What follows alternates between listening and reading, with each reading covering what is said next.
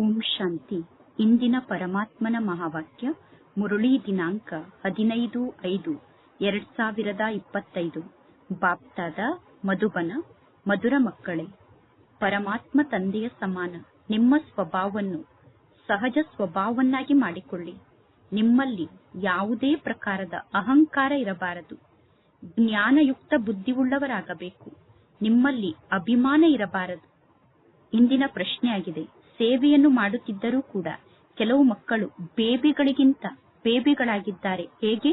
ಅಂದರೆ ಸೇವೆಯನ್ನು ಮಾಡುತ್ತಿದ್ದರೂ ಕೂಡ ಕೆಲವು ಮಕ್ಕಳು ಸಣ್ಣ ಮಕ್ಕಳಿಗಿಂತ ಸಣ್ಣ ಮಕ್ಕಳಾಗಿದ್ದಾರೆ ಹೇಗೆ? ಉತ್ತರ: ಕೆಲವು ಮಕ್ಕಳು ಸೇವೆಯನ್ನೂ ಕೂಡ ಮಾಡುತ್ತಿರುತ್ತಾರೆ, ಅನ್ಯರಿಗೆ ಜ್ಞಾನವನ್ನು ತಿಳಿಸುತ್ತಿರುತ್ತಾರೆ, ಆದರೆ ತಾವು ಸ್ವಯಂ ಪರಮಾತ್ಮ ತಂದೆಯನ್ನು ನೆನಪು ಮಾಡುವುದಿಲ್ಲ.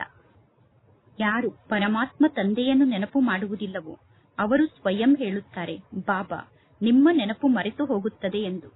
ಅಂತಹ ಮಕ್ಕಳಿಗೆ ಪರಮಾತ್ಮ ತಂದೆ ತಿಳಿಸುತ್ತಾರೆ, ನೀವು ಸಣ್ಣ ಮಕ್ಕಳಿಗಿಂತ ಸಣ್ಣ ಮಕ್ಕಳಾಗಿದ್ದೀರಾ, ಅಂದರೆ ಬೇಬಿಗಳಿಗಿಂತ ಬೇಬಿಗಳಾಗಿದ್ದೀರಾ. ಏಕೆಂದರೆ ಸಣ್ಣ ಮಕ್ಕಳು ಕೂಡ ಎಂದೂ ತಮ್ಮ ತಂದೆಯನ್ನು ಮರೆಯುವುದಿಲ್ಲ.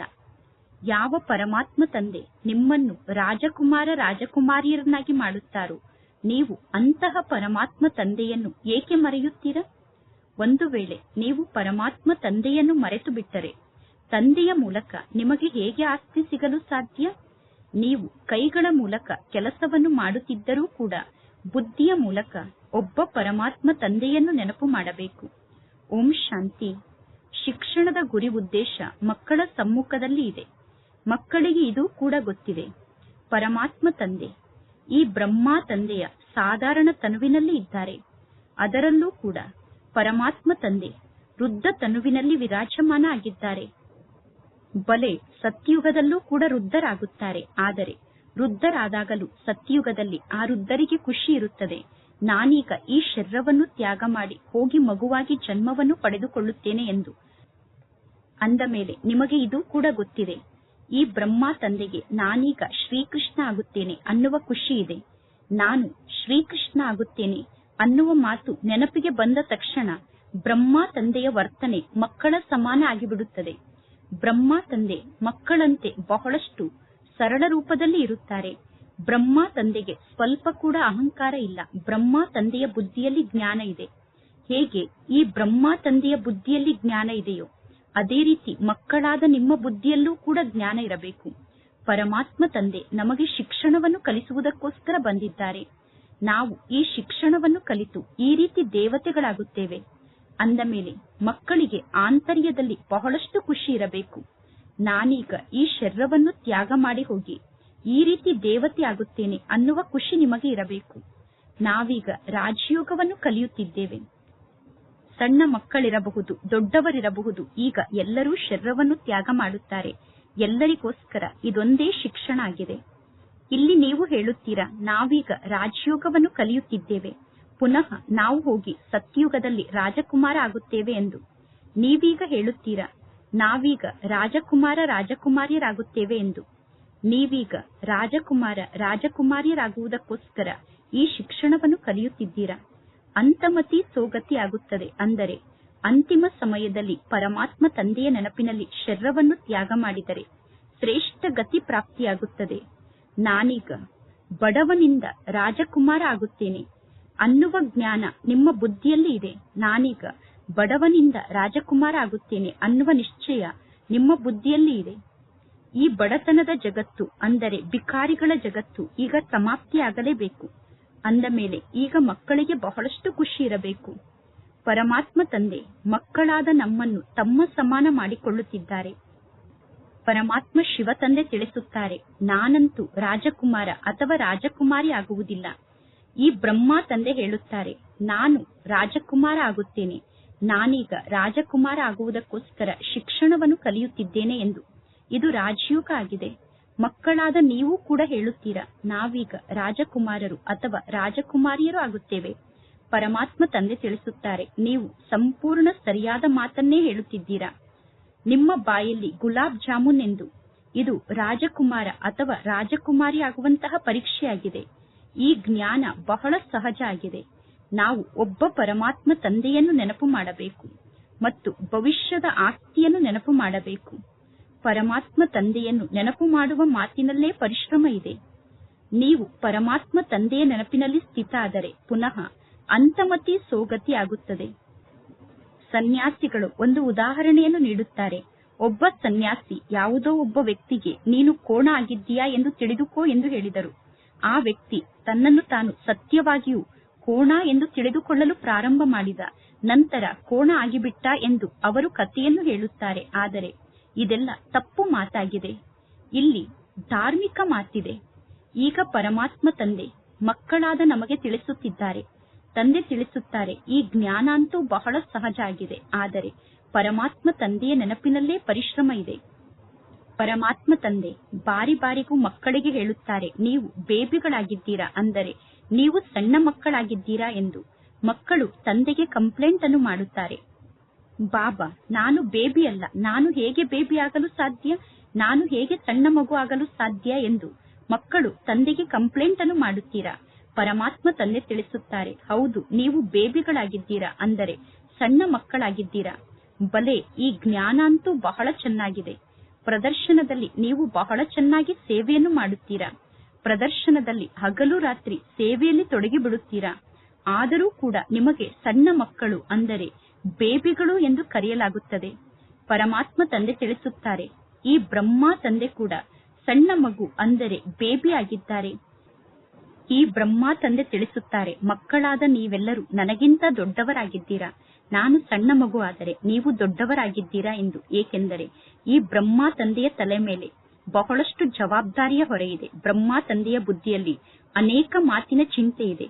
ಯಾರ ತಲೆಯ ಮೇಲೆ ಅನೇಕ ಮಾತಿನ ಹೊರೆ ಇರುತ್ತದೆಯೋ, ಯಾರಿಗೆ ಅನೇಕ ಮಾತಿನ ಚಿಂತೆ ಇರುತ್ತದೆಯೋ ಅವರು ಎಲ್ಲಾ ಪ್ರಕಾರದ ವಿಚಾರವನ್ನು ಮಾಡುತ್ತಿರುತ್ತಾರೆ. ಬ್ರಹ್ಮ ತಂದೆಯ ಬಳಿ ಎಷ್ಟೊಂದು ಪ್ರಕಾರದ ಸಮಾಚಾರ ಬರುತ್ತಿರುತ್ತದೆ. ಆದ್ದರಿಂದ ಬ್ರಹ್ಮ ತಂದೆ ಬೆಳಗ್ಗೆ ಅಮೃತ ವೇಳೆಯ ಸಮಯದಲ್ಲಿ ಕುಳಿತು ಪರಮಾತ್ಮ ತಂದೆಯನ್ನು ನೆನಪು ಮಾಡಲು ಪ್ರಯತ್ನ ಪಡುತ್ತಾರೆ. ಏಕೆಂದರೆ ಆ ಪರಮಾತ್ಮ ತಂದೆಯ ಮೂಲಕ ಆಸ್ತಿಯನ್ನು ಪಡೆದುಕೊಳ್ಳಲೇಬೇಕು. ಅಂದ ಮೇಲೆ ಪರಮಾತ್ಮ ತಂದೆಯನ್ನು ನೆನಪು ಮಾಡಬೇಕು. ಎಲ್ಲಾ ಮಕ್ಕಳಿಗೂ ಪರಮಾತ್ಮ ತಂದೆ ಪ್ರತಿದಿನ ತಿಳಿಸುತ್ತಾರೆ, ಮಧುರ ಮಕ್ಕಳೇ, ನೀವು ನೆನಪಿನ ಯಾತ್ರೆಯಲ್ಲಿ ಬಹಳಷ್ಟು ದುರ್ಬಲರಾಗಿದ್ದೀರಾ. ಜ್ಞಾನದಲ್ಲಿ ಬಲೆ ಬಹಳಷ್ಟು ಮುಂದೆ ಇದ್ದೀರಾ, ಅಂದರೆ ಜ್ಞಾನದಲ್ಲಿ ಬಹಳ ಚೆನ್ನಾಗಿದ್ದೀರಾ, ಚೆನ್ನಾಗಿ ಜ್ಞಾನವನ್ನು ಹೇಳುತ್ತೀರಾ. ಆದರೆ ಪ್ರತಿಯೊಬ್ಬರೂ ನಿಮ್ಮ ಮನಸ್ಸನ್ನು ನೀವೇ ಕೇಳಿಕೊಳ್ಳಿ, ನಾನು ಎಷ್ಟು ಸಮಯ ಪರಮಾತ್ಮ ತಂದೆಯ ನೆನಪಿನಲ್ಲಿ ಸ್ಥಿತ ಆಗಿರುತ್ತೇನೆ ಎಂದು. ಒಳ್ಳೆಯದು. ಇಡೀ ದಿನ ಬಹಳಷ್ಟು ಕೆಲಸದಲ್ಲಿ ನೀವು ಬ್ಯುಸಿಯಾಗಿ ಇರುತ್ತೀರಾ. ಹಾಗೆ ನೋಡಿದರೆ ಕೆಲಸವನ್ನು ಮಾಡುತ್ತಿದ್ದರೂ ಕೂಡ ನೀವು ಪರಮಾತ್ಮ ತಂದೆಯನ್ನು ನೆನಪು ಮಾಡಬಹುದು. ಒಂದು ಗಾದೆ ಮಾತಿದೆ, ಕೈಗಳ ಮೂಲಕ ಕೆಲಸವನ್ನು ಮಾಡುತ್ತಿದ್ದರೂ ಕೂಡ ಬುದ್ಧಿ ಪರಮಾತ್ಮ ತಂದೆಯ ಜೊತೆಗೆ ಪರಮಧಾಮದಲ್ಲಿ ಜೋಡಣೆ ಆಗಿರಬೇಕು ಎಂದು. ಬಲೆ, ಭಕ್ತಿ ಮಾರ್ಗದಲ್ಲಿ ಭಕ್ತರು ಪೂಜೆಯನ್ನು ಮಾಡುತ್ತಿರುತ್ತಾರೆ. ಪೂಜೆಯನ್ನು ಮಾಡುತ್ತಿದ್ದರೂ ಕೂಡ ಭಕ್ತರ ಬುದ್ಧಿಯೋಗ ಬೇರೆ ಬೇರೆ ಕಡೆ, ಅಂದರೆ ತಮ್ಮ ಉದ್ಯೋಗ ವ್ಯವಹಾರದ ಕಡೆ ಹೋಗುತ್ತದೆ ತಾನೆ. ಭಕ್ತರು ಪೂಜೆಯನ್ನು ಮಾಡುತ್ತಿದ್ದರೂ ಕೂಡ ಅವರ ಬುದ್ಧಿಯೋಗ ಉದ್ಯೋಗ ವ್ಯವಹಾರದ ಜೊತೆಗೆ ಜೋಡಣೆ ಆಗುತ್ತದೆ. ಯಾರದ್ದಾದರೂ ಪತಿ ವಿದೇಶದಲ್ಲಿ ಇದ್ದರೆ ಪತ್ನಿಯ ಬುದ್ಧಿಯೋಗ ವಿದೇಶದಲ್ಲಿರುವ ಪತಿಯ ಜೊತೆಗೆ ಜೋಡಣೆ ಆಗುತ್ತದೆ. ಏಕೆಂದರೆ ಆ ಪತಿಯ ಜೊತೆಗೆ ಪತ್ನಿಗೆ ಬಹಳಷ್ಟು ಜಾಸ್ತಿ ಸಂಬಂಧ ಇರುತ್ತದೆ. ಅಂದ ಮೇಲೆ ಬಲೆ ನೀವು ಬಹಳ ಚೆನ್ನಾಗಿ ಸೇವೆಯನ್ನು ಮಾಡುತ್ತೀರಾ. ಆದರೂ ಕೂಡ ಪರಮಾತ್ಮ ತಂದೆ ತಿಳಿಸುತ್ತಾರೆ, ಮಕ್ಕಳಾದ ನೀವು ಬೇಬಿ ಬುದ್ಧಿಯವರಾಗಿದ್ದೀರಾ, ಅಂದರೆ ನಿಮ್ಮ ಬುದ್ಧಿ ಸಣ್ಣ ಮಕ್ಕಳ ಬುದ್ಧಿಯ ಸಮಾನ ಆಗಿದೆ. ಬಹಳಷ್ಟು ಜನ ಮಕ್ಕಳು ಪರಮಾತ್ಮ ತಂದೆಗೆ ಪತ್ರವನ್ನು ಬರೆಯುತ್ತಾರೆ, ಬಾಬಾ, ನಾವು ನಿಮ್ಮ ನೆನಪನ್ನು ಮರೆತು ಬಿಡುತ್ತೇವೆ ಎಂದು. ಅರೆ, ತಂದೆಯನ್ನು ಸಣ್ಣ ಮಕ್ಕಳು ಕೂಡ ಮರೆಯುವುದಿಲ್ಲ. ನೀವು ತಂದೆಯಾದ ನನ್ನನ್ನು ಮರೆಯುತ್ತೀರಾ, ಅಂದರೆ ನೀವು ಸಣ್ಣ ಮಕ್ಕಳಿಗಿಂತ ಸಣ್ಣ ಮಕ್ಕಳಾಗಿದ್ದೀರಾ. ಯಾವ ಪರಮಾತ್ಮ ತಂದೆಯ ಮೂಲಕ ನೀವು ರಾಜಕುಮಾರ ಮತ್ತು ರಾಜಕುಮಾರಿ ಆಗುತ್ತೀರೋ ಆ ಪರಮಾತ್ಮ ತಂದೆ ಈಗ ನಿಮಗೆ ತಂದೆ, ಶಿಕ್ಷಕ, ಸದ್ಗುರು ಆಗಿದ್ದಾರೆ. ನೀವು ಅಂತಹ ಪರಮಾತ್ಮ ತಂದೆಯನ್ನೂ ಕೂಡ ಮರೆತು ಬಿಡುತ್ತೇನೆ ಎಂದು ಹೇಳುತ್ತೀರಾ. ಯಾರೆಲ್ಲ ಮಕ್ಕಳು ತಮ್ಮ ಸಂಪೂರ್ಣ ಲೆಕ್ಕವನ್ನು ಪರಮಾತ್ಮ ತಂದೆಗೆ ಬರೆದು ತಿಳಿಸುತ್ತಾರೋ ಅವರಿಗೆ ಪರಮಾತ್ಮ ತಂದೆ ಪುನಃ ಸಲಹೆಯನ್ನು ನೀಡುತ್ತಾರೆ.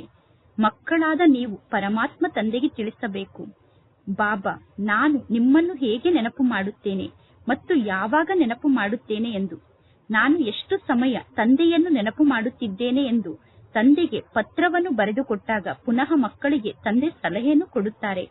ಪರಮಾತ್ಮ ತಂದೆ ಅರ್ಥ ಮಾಡಿಕೊಳ್ಳುತ್ತಾರೆ, ಈ ಮಗು ಇಂತಹ ಸೇವೆಯನ್ನು ಮಾಡುತ್ತಿದೆ, ಈ ಮಗು ಇಂತಹ ಕರ್ತವ್ಯವನ್ನು ಮಾಡುತ್ತಿದೆ. ಈ ಕೆಲಸಕ್ಕನುಸಾರವಾಗಿ ತಂದೆಯಾದ ನನ್ನನ್ನು ನೆನಪು ಮಾಡಲು ಇವರಿಗೆ ಇಷ್ಟೇ ಸಮಯ ಸಿಗಲು ಸಾಧ್ಯ ಎಂದು ತಂದೆಗೆ ಗೊತ್ತಾಗುತ್ತದೆ. ಗೌರ್ಮೆಂಟ್ನ ನೌಕರಿಯನ್ನು ಮಾಡುವಂತವರಿಗೆ ಬಹಳಷ್ಟು ಸಮಯ ಇರುತ್ತದೆ. ಗೌರ್ಮೆಂಟ್ನ ನೌಕರಿಯನ್ನು ಮಾಡುವಂತವರು ಕೆಲಸ ಸ್ವಲ್ಪ ಕಡಿಮೆ ಆದ ತಕ್ಷಣ ಪರಮಾತ್ಮ ತಂದೆಯನ್ನು ನೆನಪು ಮಾಡುತ್ತಿರಬೇಕು. ನೀವು ನಡೆದಾಡುತ್ತಿದ್ದರೂ ತಿರುಗಾಡುತ್ತಿದ್ದರೂ ಪರಮಾತ್ಮ ತಂದೆಯ ನೆನಪಿನಲ್ಲೇ ಸ್ಥಿತ ಆಗಿರಬೇಕು. ಪರಮಾತ್ಮ ತಂದೆ ಮಕ್ಕಳಿಗೆ ಸಮಯವನ್ನು ಕೊಡುತ್ತಾರೆ, ಒಳ್ಳೆಯದು. ರಾತ್ರಿ 9 ಗಂಟೆಗೆ ನೀವು ಮಲಗಿಕೊಳ್ಳಿ, ಪುನಃ ಬೆಳಗ್ಗೆ 2 ಗಂಟೆಗೆ ಅಥವಾ 3 ಗಂಟೆಗೆ ಎದ್ದು ತಂದೆಯಾದ ನನ್ನನ್ನು ನೆನಪು ಮಾಡಿ. ಬೆಳಗ್ಗೆ 2 ಗಂಟೆಗೆ ಅಥವಾ 3 ಗಂಟೆಗೆ ಬಂದು ನೀವು ಅಮೃತ ವೇಳೆಯ ಸಮಯದಲ್ಲಿ ಯೋಗದಲ್ಲಿ ಕುಳಿತುಕೊಳ್ಳಿ. ಆದರೆ ಪರಮಾತ್ಮ ತಂದೆ ಮಕ್ಕಳಿಗೆ ಕುಳಿತುಕೊಳ್ಳುವಂತಹ ಅಭ್ಯಾಸವನ್ನು ಮಾಡಿಕೊಳ್ಳಲು ಬಿಡುವುದಿಲ್ಲ. ನೀವು ನಡೆದಾಡುತ್ತಾ ತಿರುಗಾಡುತ್ತಾ ತಂದೆಯನ್ನು ನೆನಪು ಮಾಡಬಹುದು. ಇಲ್ಲಿ ಮಕ್ಕಳಿಗೆ ಬಹಳಷ್ಟು ಸಮಯ ಇದೆ. ಮಧುಬನದಲ್ಲಿ ತಂದೆಯನ್ನು ನೆನಪು ಮಾಡಲು ನಿಮಗೆ ಬಹಳಷ್ಟು ಸಮಯ ಸಿಗುತ್ತದೆ. ಯಜ್ಞದ ಆದಿಯ ಸಮಯದಲ್ಲಿ ನೀವೆಲ್ಲರೂ ಏಕಾಂತದಲ್ಲಿ ಹೋಗಿ ಪರ್ವತದ ಮೇಲೆ ಕುಳಿತು ತಂದೆಯನ್ನು ನೆನಪು ಮಾಡುತ್ತಿದ್ದೀರಿ. ನೀವು ಪರಮಾತ್ಮ ತಂದೆಯನ್ನು ಅವಶ್ಯವಾಗಿ ನೆನಪು ಮಾಡಲೇಬೇಕು. ಪರಮಾತ್ಮ ತಂದೆಯನ್ನು ನೆನಪು ಮಾಡದೇ ಇದ್ದರೆ ನಿಮ್ಮ ವಿಕರ್ಮ ಹೇಗೆ ವಿನಾಶ ಆಗಲು ಸಾಧ್ಯ? ಪರಮಾತ್ಮ ತಂದೆಯನ್ನು ನೀವು ನೆನಪು ಮಾಡದೇ ಇದ್ದರೆ ಪರಮಾತ್ಮ ತಂದೆ ತಿಳಿಸುತ್ತಾರೆ, ನೀವು ಸಣ್ಣ ಮಕ್ಕಳಿಗಿಂತ ಸಣ್ಣ ಮಕ್ಕಳಾಗಿದ್ದೀರಾ ಎಂದು. ಎಲ್ಲದಕ್ಕೂ ಆಧಾರ ಪರಮಾತ್ಮ ತಂದೆಯ ನೆನಪಾಗಿದೆ. ಪತಿತ ಪಾವನ ಪರಮಾತ್ಮ ತಂದೆಯನ್ನು ನೆನಪು ಮಾಡುವ ಮಾತಿನಲ್ಲೇ ಪರಿಶ್ರಮ ಇದೆ. ಜ್ಞಾನ ಅಂತೂ ಬಹಳ ಸಹಜ ಆಗಿದೆ. ಈಗ ನಿಮಗೆ ಗೊತ್ತಿದೆ, ಇಲ್ಲಿಗೆ ಬಂದು ಯಾರು ಜ್ಞಾನವನ್ನು ತಿಳಿದುಕೊಳ್ಳುತ್ತಾರೆ ಅಂದರೆ ಯಾರು ಕಲ್ಪದ ಮೊದಲು ಇಲ್ಲಿಗೆ ಬಂದು ಜ್ಞಾನವನ್ನು ತಿಳಿದುಕೊಂಡಿದ್ದರು, ಈಗಲೂ ಜ್ಞಾನವನ್ನು ತಿಳಿದುಕೊಳ್ಳಲು ಅವರೇ ಬರುತ್ತಾರೆ. ಮಕ್ಕಳಿಗೆ ತಂದೆಯ ಮೂಲಕ ಆದೇಶ ಅಂತೂ ಸಿಗುತ್ತಿರುತ್ತದೆ. ಈಗ ಮಕ್ಕಳಾದ ನೀವು ಇದೇ ಮಾತಿನಲ್ಲಿ ಪ್ರಯತ್ನವನ್ನು ಪಡಬೇಕು. ಅಂದರೆ ಸತೋ ಪ್ರಧಾನರಾಗಲು ಪ್ರಯತ್ನವನ್ನು ಪಡಬೇಕು. ನಾನು ತಮೋ ಪ್ರಧಾನ ಆತ್ಮನಿಂದ ಸತೋ ಪ್ರಧಾನ ಆತ್ಮ ಆಗುವುದು ಹೇಗೆ? ಒಬ್ಬ ಪರಮಾತ್ಮ ತಂದೆಯನ್ನು ನೆನಪು ಮಾಡುವುದನ್ನು ಬಿಟ್ಟು ಸತೋ ಪ್ರಧಾನ ಆತ್ಮರಾಗಲು ಬೇರೆ ಯಾವ ಉಪಾಯವೂ ಇಲ್ಲ. ಬಾಬಾ, ನಾನು ಇಂತಹ ಉದ್ಯೋಗವನ್ನು ಮಾಡುತ್ತಿರುವ ಕಾರಣ, ಇಂತಹ ಕಾರ್ಯವನ್ನು ಮಾಡುತ್ತಿರುವ ಕಾರಣ ನನಗೆ ನಿಮ್ಮನ್ನು ನೆನಪು ಮಾಡಲು ಸಾಧ್ಯ ಆಗುವುದಿಲ್ಲ ಎಂದು ಮಕ್ಕಳು ತಂದೆಗೆ ತಿಳಿಸಬಹುದು. ನೀವು ತಂದೆಗೆ ಸತ್ಯವನ್ನು ತಿಳಿಸಿದರೆ ತಂದೆ ತಕ್ಷಣ ನಿಮಗೆ ಸಲಹೆಯನ್ನು ನೀಡುತ್ತಾರೆ, ಈ ರೀತಿ ಮಾಡಬೇಡಿ, ಈ ರೀತಿ ಮಾಡಿ ಎಂದು. ಎಲ್ಲದಕ್ಕೂ ಆಧಾರ ಪರಮಾತ್ಮ ತಂದೆಯ ನೆನಪಾಗಿದೆ. ಒಳ್ಳೊಳ್ಳೆ ಮಕ್ಕಳು ಕೂಡ ಜ್ಞಾನವನ್ನು ಬಹಳ ಚೆನ್ನಾಗಿ ನೀಡುತ್ತಾರೆ. ಜ್ಞಾನವನ್ನು ನೀಡಿ ಅನ್ಯರನ್ನು ಖುಷಿಪಡಿಸುತ್ತಾರೆ. ಆದರೆ ಮಕ್ಕಳು ಯೋಗದಲ್ಲಿ ಸ್ಥಿತ ಆಗುವುದೇ ಇಲ್ಲ. ನೀವು ಪರಮಾತ್ಮ ತಂದೆಯನ್ನು ನೆನಪು ಮಾಡಬೇಕು. ಪರಮಾತ್ಮ ತಂದೆಯ ನೆನಪಿನಲ್ಲಿ ಸ್ಥಿತ ಆಗಬೇಕು ಅನ್ನುವುದು ಗೊತ್ತಿದ್ದರೂ ಕೂಡ ಮಕ್ಕಳು ಪುನಃ ತಂದೆಯ ನೆನಪನ್ನು ಮರೆತು ಬಿಡುತ್ತಾರೆ. ಪರಮಾತ್ಮ ತಂದೆಯ ನೆನಪಿನಲ್ಲೇ ಪರಿಶ್ರಮ ಇದೆ. ತಂದೆಯನ್ನು ನೆನಪು ಮಾಡುವಂತಹ ಅಭ್ಯಾಸ ಆಗಿಬಿಟ್ಟರೆ ಪುನಃ ಏರೋಪ್ಲೇನ್ನಲ್ಲಿ ಕುಳಿತರೂ ಕೂಡ, ಟ್ರೈನ್ನಲ್ಲಿ ಕುಳಿತರೂ ಕೂಡ ನೀವು ತಂದೆಯ ನೆನಪಿನ ಸ್ಥಿತಿಯಲ್ಲೇ ಸ್ಥಿತ ಆಗಿರುತ್ತೀರಾ. ಅಂದರೆ ನೀವು ತಂದೆಯನ್ನು ನೆನಪು ಮಾಡುವಂತಹ ಅಭ್ಯಾಸವನ್ನು ಮಾಡಿಕೊಂಡರೆ ನಂತರ ಟ್ರೈನ್ನಲ್ಲಿ ಕುಳಿತಿದ್ದರು, ಏರೋಪ್ಲೇನ್ನಲ್ಲಿ ಕುಳಿತಿದ್ದರು ತಂದೆಯ ನೆನಪಿನ ಗುಂಗಿನಲ್ಲೇ ಇರುತ್ತೀರಾ. ನಾನು ಪರಮಾತ್ಮ ತಂದೆಯ ಮೂಲಕ ಭವಿಷ್ಯದಲ್ಲಿ ಈ ರೀತಿ ರಾಜಕುಮಾರ ಅಥವಾ ರಾಜಕುಮಾರಿ ಆಗುತ್ತೇನೆ ಅನ್ನುವ ಖುಷಿ ಆಂತರ್ಯದಲ್ಲಿ ಇರಬೇಕು. ಬೆಳಗ್ಗೆ ಅಮೃತ ವೇಳೆಯ ಸಮಯದಲ್ಲಿ ಎದ್ದು ಈ ರೀತಿ ಪರಮಾತ್ಮ ತಂದೆಯ ನೆನಪಿನಲ್ಲಿ ಕುಳಿತುಕೊಳ್ಳಿ. ನಂತರ ನಿಮಗೆ ಸುಸ್ತಾಗುತ್ತದೆ. ಸುಸ್ತಾದರೆ ನೆನಪಿನಲ್ಲಿ ಮಲಗಿಕೊಳ್ಳಿ. ಪರಮಾತ್ಮ ತಂದೆಯನ್ನು ನೆನಪು ಮಾಡಲು ಮಕ್ಕಳಿಗೆ ಯುಕ್ತಿಯನ್ನು ತಿಳಿಸುತ್ತಾರೆ. ನಡೆದಾಡುತ್ತಾ ತಿರುಗಾಡುತ್ತಾ ಪರಮಾತ್ಮ ತಂದೆಯನ್ನು ನೆನಪು ಮಾಡಲು ಸಾಧ್ಯ ಆಗದೇ ಇದ್ದರೆ ತಂದೆ ತಿಳಿಸುತ್ತಾರೆ, ಒಳ್ಳೆಯದು, ರಾತ್ರಿಯ ಸಮಯದಲ್ಲಿ ಯೋಗದ ಬಟ್ಟಿಯಲ್ಲಿ ಕುಳಿತುಕೊಳ್ಳಿ. ಆಗ ನಿಮ್ಮ ಖಾತೆಯಲ್ಲಿ ಸ್ವಲ್ಪ ಪುಣ್ಯ ಜಮಾ ಆಗುತ್ತದೆ. ಆದರೆ ನೀವು ಬಹಳಷ್ಟು ಕಷ್ಟಪಟ್ಟು ಬಲವಂತವಾಗಿ ಒಂದೇ ಸ್ಥಾನದಲ್ಲಿ ಕುಳಿತು ತಂದೆಯನ್ನು ನೆನಪು ಮಾಡಲು ಪ್ರಾರಂಭ ಮಾಡಿದರೆ ಅದು ಹಠಯೋಗ ಆಗಿಬಿಡುತ್ತದೆ. ನಿಮ್ಮ ಮಾರ್ಗ ಸಹಜ ಮಾರ್ಗ ಆಗಿದೆ. ನೀವು ರೊಟ್ಟಿಯನ್ನು ತಿನ್ನುತ್ತಿದ್ದರೂ ಕೂಡ ಶಿವತಂದೆಯನ್ನು ನೆನಪು ಮಾಡಿ, ನಾನೀಗ ಶಿವತಂದೆಯ ಮೂಲಕ ವಿಶ್ವಕ್ಕೆ ಮಾಲೀಕ ಆಗುತ್ತಿದ್ದೇನೆ. ನೀವೀಗ ಸ್ವಯಂನ ಜೊತೆಗೆ ಸ್ವಯಂ ಮಾತನಾಡಿಕೊಳ್ಳಿ. ಈ ಶಿಕ್ಷಣದ ಮೂಲಕ ನಾನು ಈ ರೀತಿ ದೇವತೆ ಆಗುತ್ತೇನೆ. ಶಿಕ್ಷಣದ ಕಡೆ ಸಂಪೂರ್ಣ ಗಮನ ಇರಬೇಕು. ಇಂತಹ ವಿಷಯದಲ್ಲಿ ನಾನು ಕಡಿಮೆ ಮಾರ್ಕ್ಸ್ ಅನ್ನು ಪಡೆದುಕೊಳ್ಳುತ್ತೇನೆ, ಅಂದರೆ ಇಂತಹ ಸಬ್ಜೆಕ್ಟ್ನಲ್ಲಿ ನಾನು ಕಡಿಮೆ ಓದುತ್ತಿದ್ದೇನೆ ಎಂದು ನಿಮಗೆ ಗೊತ್ತಿರುತ್ತದೆ. ಪರಮಾತ್ಮ ತಂದೆ ಎಷ್ಟು ಕಡಿಮೆ ಜ್ಞಾನದ ಮಾತನ್ನು ತಿಳಿಸುತ್ತಾರೆ. ಯಾವುದಾದರೂ ಮಾತು ನಿಮಗೆ ಅರ್ಥ ಆಗದೇ ಇದ್ದರೆ ನೀವು ತಂದೆಯನ್ನು ಕೇಳಿ ಸ್ವಯಂ ಅನ್ನು ಆತ್ಮ ಎಂದು ತಿಳಿದುಕೊಳ್ಳಬೇಕು. ಈ ಶರೀರ ಅಂತೂ ಪಂಚಭೂತಗಳ ಶರೀರ ಆಗಿದೆ. ನಾನು ಶರೀರ ಆಗಿದ್ದೇನೆ ಎಂದು ತಿಳಿದುಕೊಳ್ಳುವುದು ಅಂದರೆ ಸ್ವಯಂ ಅನ್ನು ಭೂತ ಎಂದು ತಿಳಿದುಕೊಳ್ಳುವುದಾಗಿದೆ. ಈ ಜಗತ್ತು ಅಸುರಿ ಜಗತ್ತಾಗಿದೆ. ಸತ್ಯುಗ ದೈವಿ ಜಗತ್ತಾಗಿದೆ. ಈ ಜಗತ್ತಿನಲ್ಲಿ ಎಲ್ಲರೂ ದೇಹಾಭಿಮಾನಕ್ಕೆ ವಶ ಆಗಿದ್ದಾರೆ. ಈ ಜಗತ್ತಿನಲ್ಲಿ ಯಾರೂ ಕೂಡ ಸ್ವಯಂ ಅನ್ನು ಆತ್ಮ ಎಂದು ತಿಳಿದುಕೊಂಡಿಲ್ಲ. ತಪ್ಪು ಮತ್ತು ಸರಿ ಎರಡೂ ಇರುತ್ತದೆ ತಾನೆ. ಸರಿಯಾದ ಮಾತು ಮತ್ತು ತಪ್ಪಾದ ಮಾತು ಇರುತ್ತದೆ. ಆತ್ಮನಾದ ನಾನು ಅವಿನಾಶಿಯಾಗಿದ್ದೇನೆ. ನಾನು ಅವಿನಾಶಿ ಆತ್ಮ ಎಂದು ತಿಳಿದುಕೊಳ್ಳುವುದು ಸರಿಯಾದ ಮಾತಾಗಿದೆ. ಸ್ವಯಂ ಅನ್ನು ವಿನಾಶಿ ಶರೀರ ಎಂದು ತಿಳಿದುಕೊಳ್ಳುವುದು ತಪ್ಪು ಮಾತಾಗಿ ಬಿಡುತ್ತದೆ. ದೇಹದ ಅಹಂಕಾರ ಬಹಳ ದೊಡ್ಡ ಅಹಂಕಾರ ಆಗಿದೆ. ಮಕ್ಕಳಿಗೆ ಬಹಳಷ್ಟು ದೇಹದ ಅಹಂಕಾರ ಇರುತ್ತದೆ. ಈಗ ಪರಮಾತ್ಮ ತಂದೆ ತಿಳಿಸುತ್ತಾರೆ, ದೇಹವನ್ನು ಕೂಡ ಮರೆಯಿರಿ, ಆತ್ಮ ಅಭಿಮಾನಿಗಳಾಗಿ. ಆತ್ಮ ಅಭಿಮಾನಿಯಾಗುವ ಮಾತಿನಲ್ಲೇ ಪರಿಶ್ರಮ ಇದೆ. 84 ಜನ್ಮವನ್ನು ನೀವು ಪಡೆದುಕೊಳ್ಳುತ್ತೀರಾ. ಈಗ ವಾಪಸ್ ಮನೆಗೆ ಹೋಗಬೇಕು. ಈ ಜ್ಞಾನ ನಿಮಗೆ ಎಷ್ಟೊಂದು ಸಹಜ ಎಂದು ಅನುಭವ ಆಗುತ್ತದೆ. ಏಕೆಂದರೆ ನೀವೇ 84 ಜನ್ಮವನ್ನು ಪಡೆದುಕೊಳ್ಳುತ್ತೀರಾ. ಸೂರ್ಯವಂಶಿ ದೇವತಾ ಧರ್ಮದವರೇ 84 ಜನ್ಮವನ್ನು ಪಡೆದುಕೊಳ್ಳುತ್ತಾರೆ ಅನ್ನುವ ಮಾತನ್ನು ಕರೆಕ್ಟ್ ಮಾಡಿ ಬರೆಯಬೇಕು. ಮಕ್ಕಳಾದ ನೀವು ಶಿಕ್ಷಣವನ್ನು ಕಲಿಯುತ್ತಿರುತ್ತೀರಾ. ಮಕ್ಕಳು ಶಿಕ್ಷಣವನ್ನು ಕಲಿಯುತ್ತಿದ್ದರೂ ಕೂಡ ಕರೆಕ್ಷನ್ ಅಂತೂ ನಡೆಯುತ್ತಿರುತ್ತದೆ ತಾನೆ. ಆ ಲೌಕಿಕ ಶಿಕ್ಷಣದಲ್ಲೂ ಕೂಡ ವಿದ್ಯಾರ್ಥಿಗಳು ನಂಬರ್ ವಾರಾಗಿ ಶಿಕ್ಷಣವನ್ನು ಕಲಿಯುತ್ತಾರೆ. ಕಡಿಮೆ ಶಿಕ್ಷಣವನ್ನು ಕಲಿತರೆ ಲೌಕಿಕದಲ್ಲಿ ಕಡಿಮೆ ಸಂಬಳ ಸಿಗುತ್ತದೆ. ಈಗ ಮಕ್ಕಳಾದ ನೀವು ಪರಮಾತ್ಮ ತಂದೆಯ ಬಳಿ ಬಂದಿರುವುದೇ ಸತ್ಯವಾಗಿ ನರನಿಂದ ನಾರಾಯಣ ಆಗುವಂತಹ ಜ್ಞಾನವನ್ನು ಪ್ರಾಪ್ತಿ ಮಾಡಿಕೊಳ್ಳಲು. ಅಂದರೆ ಸತ್ಯವಾಗಿ ನರನಿಂದ ನಾರಾಯಣ ಆಗುವಂತಹ ಅಮರ ಕಥೆಯನ್ನು ಕೇಳುವುದಕ್ಕೋಸ್ಕರ ನೀವು ಪರಮಾತ್ಮ ತಂದೆಯ ಬಳಿ ಬಂದಿದ್ದೀರಾ. ಈಗ ಈ ಮೃತ್ಯುಲೋಕ ಸಮಾಪ್ತಿಯಾಗಲೇಬೇಕು. ನಾವು ಅಮರ ಲೋಕಕ್ಕೆ ಹೋಗಬೇಕು. ನಾವೀಗ ತಮೋ ಪ್ರಧಾನರಿಂದ ಸತೋ ಪ್ರಧಾನ ಆಗುವುದು ಹೇಗೆ ಅನ್ನುವ ಚಿಂತೆ ಮಕ್ಕಳಿಗೆ ಇರಬೇಕು. ನಾವೀಗ ಪತಿತರಿಂದ ಪಾವನರು ಆಗಬೇಕು ಅನ್ನುವ ಚಿಂತೆ ಮಕ್ಕಳಿಗೆ ಇರಬೇಕು. ಪತಿತ ಪಾವನ ತಂದೆ ಎಲ್ಲಾ ಮಕ್ಕಳಿಗೂ ಒಂದೇ ಯುಕ್ತಿಯನ್ನು ತಿಳಿಸುತ್ತಾರೆ. ಕೇವಲ ತಂದೆಯಾದ ನನ್ನನ್ನು ನೀವು ನೆನಪು ಮಾಡಿ ಮತ್ತು ಚಾರ್ಟ್ ಅನ್ನು ಬರೆಯಿರಿ. ಆಗ ನಿಮಗೆ ಬಹಳಷ್ಟು ಖುಷಿ ಇರುತ್ತದೆ. ಈಗ ನಿಮಗೆ ಈ ಜ್ಞಾನ ಪ್ರಾಪ್ತಿಯಾಗಿದೆ. ಈ ಜಗತ್ತು ಅಂಧಕಾರದಲ್ಲಿ ಇದೆ ಅನ್ನುವ ಜ್ಞಾನ ಈಗ ನಿಮಗೆ ಗೊತ್ತಿದೆ. ಈಗ ನಿಮಗೆ ಜ್ಞಾನದ ಪ್ರಕಾಶ ಪ್ರಾಪ್ತಿಯಾಗಿದೆ. ನೀವು ತ್ರಿನೇತ್ರಿಗಳಾಗುತ್ತಿದ್ದೀರಾ, ತ್ರಿಕಾಲದರ್ಶಿಗಳಾಗುತ್ತಿದ್ದೀರಾ. ಜಗತ್ತಿನಲ್ಲಿ ಬಹಳಷ್ಟು ಜನ ಇಂಥವರಿದ್ದಾರೆ. ಅವರು ಹೇಳುತ್ತಾರೆ, ಬೇರೆ ಬೇರೆ ಸ್ಥಾನದಲ್ಲಿ ಜ್ಞಾನ ಸಿಗುತ್ತದೆ, ಈ ಜ್ಞಾನವನ್ನು ಪಡೆದುಕೊಳ್ಳುವುದೇನು ಹೊಸ ಮಾತಲ್ಲ ಎಂದು. ಅರೆ, ಈ ಜ್ಞಾನ ಬೇರೆ ಯಾರಿಗೂ ಪ್ರಾಪ್ತಿಯಾಗುವುದಿಲ್ಲ. ಒಂದು ವೇಳೆ ಜಗತ್ತಿನ ಜನರ ಮೂಲಕ ಈ ಜ್ಞಾನ ಪ್ರಾಪ್ತಿಯಾಗುವುದಾಗಿದ್ದರೆ ಅವರು ಜ್ಞಾನದ ಯಾವುದಾದರೂ ಮಾತನ್ನು ಹೇಳಬೇಕಿತ್ತು. ಆದರೆ ಅವರು ಇಂತಹ ಜ್ಞಾನದ ಯಾವ ಮಾತನ್ನು ಹೇಳುವುದಿಲ್ಲ. ನರನಿಂದ ನಾರಾಯಣ ಆಗುವಂತಹ ಪುರುಷಾರ್ಥವನ್ನು ಜಗತ್ತಿನಲ್ಲಿ ಯಾರಾದರೂ ಮಾಡುತ್ತಾರೇನು? ಯಾರೂ ನಾರಾಯಣ ಆಗುವಂತಹ ಪುರುಷಾರ್ಥವನ್ನು ಮಾಡುವುದಿಲ್ಲ. ಅಂದ ಮೇಲೆ ಪರಮಾತ್ಮ ತಂದೆ ಮಕ್ಕಳಿಗೆ ತಿಳಿಸುತ್ತಾರೆ, ಬೆಳಗ್ಗೆಯ ಸಮಯ ಪರಮಾತ್ಮ ತಂದೆಯನ್ನು ನೆನಪು ಮಾಡಲು ಬಹಳ ಒಳ್ಳೆಯ ಸಮಯ ಆಗಿದೆ. ಬೆಳಗ್ಗೆ ಅಮೃತ ವೇಳೆಯ ಸಮಯದಲ್ಲಿ ತಂದೆಯನ್ನು ನೆನಪು ಮಾಡಿದರೆ ನಿಮಗೆ ಬಹಳಷ್ಟು ಖುಷಿಯ ಅನುಭವ ಆಗುತ್ತದೆ.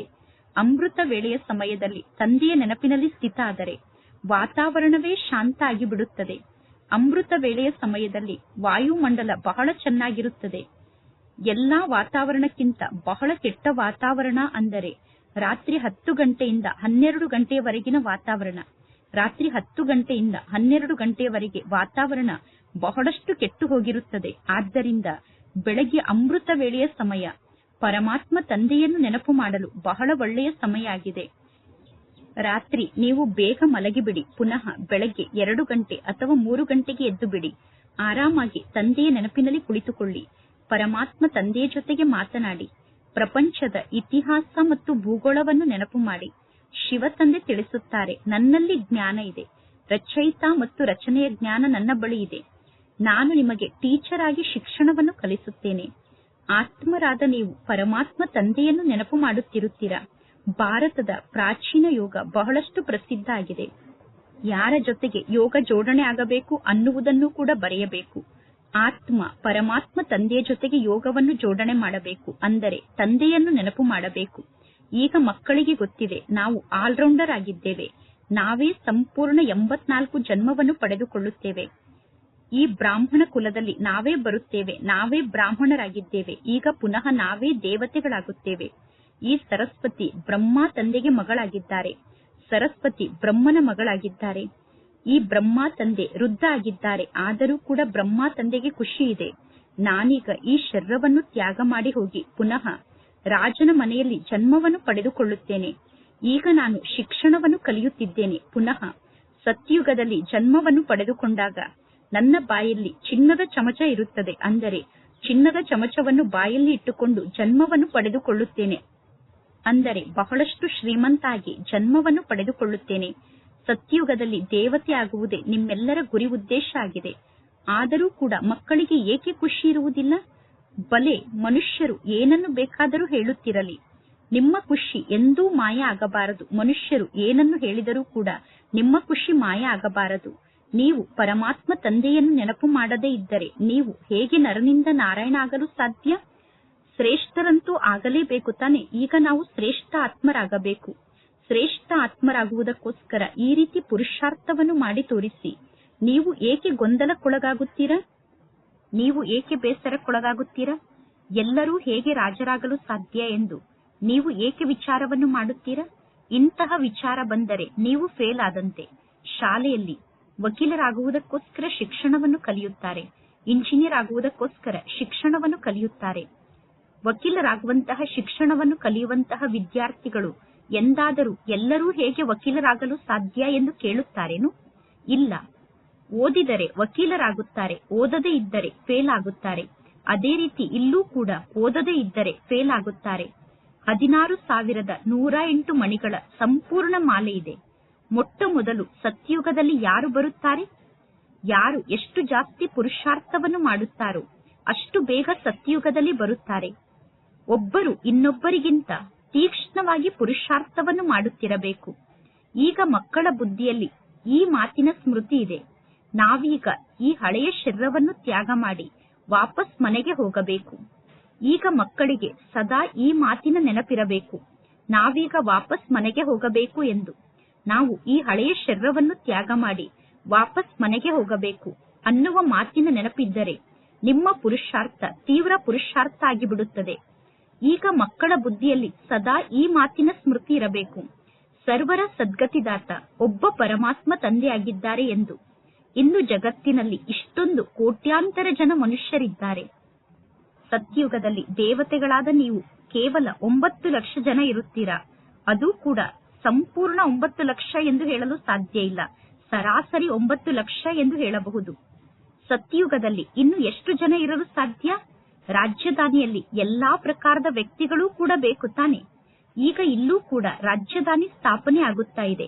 ಬುದ್ಧಿ ಹೇಳುತ್ತದೆ, ಸತ್ಯುಗದಲ್ಲಿ ವೃಕ್ಷ ಬಹಳ ಸಣ್ಣದಾಗಿರುತ್ತದೆ, ಸತ್ಯುಗದಲ್ಲಿ ವೃಕ್ಷ ಬಹಳ ಸುಂದರವಾಗಿರುತ್ತದೆ. ಸತ್ಯುಗದ ಹೆಸರೇ ಸ್ವರ್ಗ ಅಥವಾ ವೈಕುಂಠ ಆಗಿದೆ. ಮಕ್ಕಳ ಬುದ್ಧಿಯಲ್ಲಿ ಸದಾ ಈ ಜ್ಞಾನದ ಚಕ್ರ ತಿರುಗುತ್ತಿರಬೇಕು. ಮಕ್ಕಳಾದ ನಿಮ್ಮ ಬುದ್ಧಿಯಲ್ಲಿ ಸಂಪೂರ್ಣ ಚಕ್ರ ತಿರುಗುತ್ತಿರಬೇಕು. ನಿಮ್ಮ ಬುದ್ಧಿಯಲ್ಲಿ ಸದಾ ಈ ಚಕ್ರ ತಿರುಗುತ್ತಿರುವುದು ಬಹಳ ಒಳ್ಳೆಯದಾಗಿದೆ. ಕೆಮ್ಮು ಮುಂತಾದದ್ದು ಬರುತ್ತದೆ, ಇದು ಕೂಡ ಕರ್ಮ ಭೋಗ ಆಗಿದೆ. ಇದು ಹಳೆಯ ಶರೀರ ಅನ್ನುವ ಹಳೆಯ ಚಪ್ಪಲಾಗಿದೆ. ಹೊಸ ಶರೀರ ಅಂತೂ ಈ ಕಲಿಯುಗದಲ್ಲಿ ಸಿಗಲು ಸಾಧ್ಯ ಇಲ್ಲ. ನಾನಂತೂ ಎಂದೂ ಪುನರ್ಜನ್ಮವನ್ನು ಪಡೆದುಕೊಳ್ಳುವುದಿಲ್ಲ ಎಂದು ಪರಮಾತ್ಮ ತಂದೆ ತಿಳಿಸುತ್ತಾರೆ. ಮತ್ತು ಎಂದೂ ನಾನು ತಾಯಿಯ ಗರ್ಭದಲ್ಲಿ ಪ್ರವೇಶವನ್ನು ಮಾಡುವುದಿಲ್ಲ. ನಾನು ಸಾಧಾರಣ ತನುವಿನಲ್ಲಿ ಪ್ರವೇಶವನ್ನು ಮಾಡುತ್ತೇನೆ. ಯಾವಾಗ ಬ್ರಹ್ಮ ತಂದೆ ವಾನಪ್ರಸ್ಥ ಸ್ಥಿತಿಯನ್ನು ತಲುಪುತ್ತಾರೋ ಆಗ ಪರಮಾತ್ಮ ತಂದೆ ಸಾಧಾರಣ ತನುವಿನಲ್ಲಿ ಪ್ರವೇಶವನ್ನು ಮಾಡುತ್ತಾರೆ. ಈಗ ಎಲ್ಲರದ್ದು ವಾನಪ್ರಸ್ಥ ಸ್ಥಿತಿಯಾಗಿದೆ. ಈಗ ಎಲ್ಲರೂ ವಾಣಿಯಿಂದ ದೂರಾಗಿ ಶಾಂತಿಧಾಮಕ್ಕೆ ಹೋಗಬೇಕು. ಹೇಗೆ ರಾತ್ರಿ ಇದ್ದಿದ್ದು ಹಗಲಾಗುತ್ತದೆ, ಪುನಃ ಹಗಲಿದ್ದಿದ್ದು ಅವಶ್ಯವಾಗಿ ರಾತ್ರಿ ಆಗಲೇಬೇಕು. ಅದೇ ರೀತಿ ಅವಶ್ಯವಾಗಿ ಈ ಹಳೆಯ ಜಗತ್ತಿನ ವಿನಾಶ ಆಗಲೇಬೇಕು. ಸತ್ಯುಗ ಅವಶ್ಯವಾಗಿ ಬರುತ್ತದೆ. ಈ ಸಂಗಮ ಯುಗ ಅವಶ್ಯವಾಗಿ ಪೂರ್ಣ ಆಗುತ್ತದೆ. ಪುನಃ ಅವಶ್ಯವಾಗಿ ಸತ್ಯುಗ ಬರುತ್ತದೆ. ಮಕ್ಕಳಾದ ನೀವು ನೆನಪಿನ ಯಾತ್ರೆಯ ಕಡೆ ಬಹಳಷ್ಟು ಗಮನವನ್ನು ಕೊಡಬೇಕು. ಬಹಳಷ್ಟು ಕಡಿಮೆ ಜನ ಮಕ್ಕಳು ನೆನಪಿನ ಯಾತ್ರೆಯ ಕಡೆ ಗಮನವನ್ನು ಕೊಡುತ್ತಾರೆ. ಆದ್ದರಿಂದ ಪರಮಾತ್ಮ ತಂದೆ ಮಕ್ಕಳಿಗೆ ಬೇಬಿಗಳು ಅಂದರೆ ಸಣ್ಣ ಮಕ್ಕಳು ಎಂದು ಕರೆಯುತ್ತಾರೆ.